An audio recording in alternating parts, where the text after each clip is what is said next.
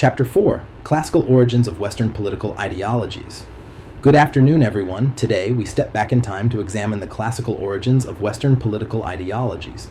If chapters 2 and 3 helped us understand modern ideologies and American political culture, this chapter takes us to the roots, to the thinkers whose ideas still echo in our debates today. Let's start with the early Christian tradition, represented by Tertullian, a theologian writing in the late 2nd and early 3rd century. Tertullian believed that government should be rooted not in human reason, but in divine revelation. For him, true justice came from God, and political authority was legitimate only when it aligned with divine will. This perspective influenced Western political thought for centuries, reinforcing the idea that rulers derived their authority from God rather than from the people. It also set the stage for later debates about the relationship between church and state. Now, fast forward to the 17th century and the philosopher Thomas Hobbes.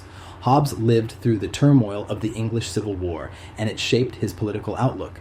He famously described life without government as solitary, poor, nasty, brutish, and short.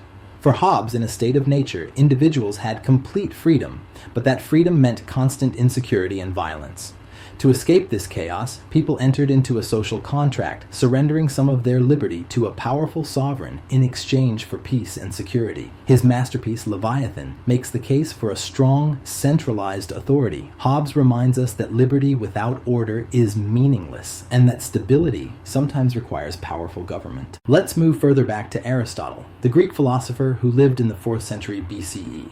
Aristotle believed humans are political animals, creatures meant to live in community. He emphasized the importance of the middle class in sustaining stable governance, advocating for what he called a politeia, a mixed regime balancing democracy and oligarchy. For Aristotle, politics was not just about power, but about cultivating virtue and achieving the good life. His focus on rule of law, deliberation, and civic participation laid the foundation for later ideas of constitutional democracy. Jumping forward to the 19th century, we encounter John Stuart Mill, a champion of individual liberty. In his landmark work, On Liberty, 1859, Mill argued that individuals should be free to think, speak, and act as they choose, so long as they do not harm others. This is known as the harm principle. Mill also championed women's rights and the expansion of political participation. He warned that democracy could sometimes lead to the tyranny of the majority, where popular opinion crushes minority voices. Mill's emphasis on diversity of thought and free expression still resonates in our modern debates about censorship, tolerance, and civil rights. Next, let's look at Franklin D. Roosevelt, who transformed liberalism in the United States during the Great Depression. The economic collapse of the 1930s challenged the classical liberal assumption that markets alone could ensure prosperity.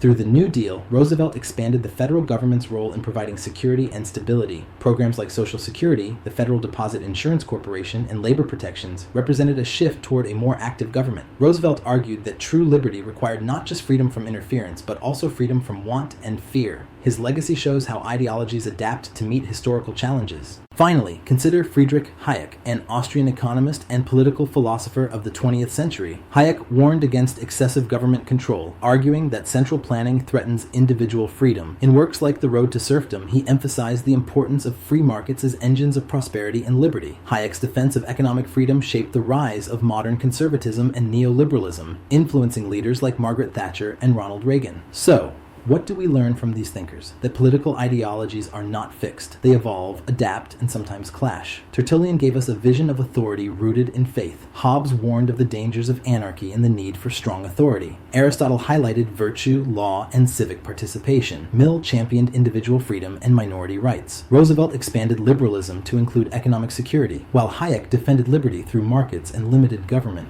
In conclusion, Chapter 4 reminds us that today's political debates are deeply rooted in centuries of philosophical struggle. When we argue about liberty, equality, authority, or the role of government, we are echoing conversations that began with Aristotle in Athens, Hobbes in England, Mill in Victorian London, and Roosevelt during the Depression. Understanding these foundations helps us see our own political culture not as isolated, but as part of a long intellectual tradition. Next time, we'll move to Chapter 5, where we examine the connection between politics and economic models, and begin exploring capitalism, socialism, and communism more directly.